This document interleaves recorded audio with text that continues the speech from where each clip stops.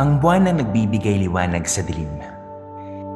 Tila isang inanhandang tanglawan ng kanyang mga supling at, oo, madalas, dito kita laging naaalala. Nung mga panahong ang musika sa ating pandinig ay ang mga huni ng ibon, ang paghampas ng hanging amihan sa ating mga balat. Dito kita laging naaalala na kapag sa mga sandaling ibig nating takasan ang ingay, ang dahas na hatid ng kapaligiran ay pupunta tayo sa isang lugar na waring tayo lamang ang nakakaalam. At dito natin sinisimulang likhain ang mundo na waring ang tao lamang ay tayong dalawa. Sabay ipinagdiriwang ang pag-iral ng isa't isa na magkahawak ang ating mga kamay na wala tayong inaalalang iba.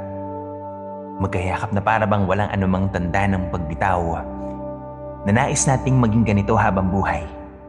Nais nating maging kalasag ang isa't isa sa mga darating pang mga sigwat.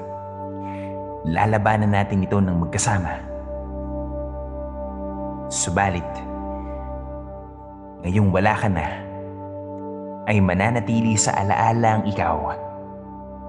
Ang iyong tawa, ang taglay mong tapang na harapin ang mga unos, ang pagpiling yakapin ang buhay at ang mabuhay ng lubos.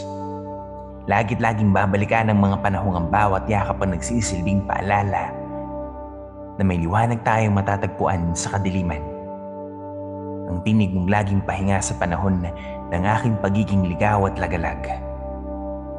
Na katulad ng buwan, alam kong lagi kang magbibigay liwanag sa dilim.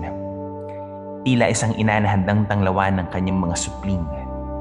At kapag nakatanaw ako sa buwan ngayon, sa tuwing naaninag ito ng aking mga mata, aaminin ko, dito kita laging maaalala at hindi na malilimot pa.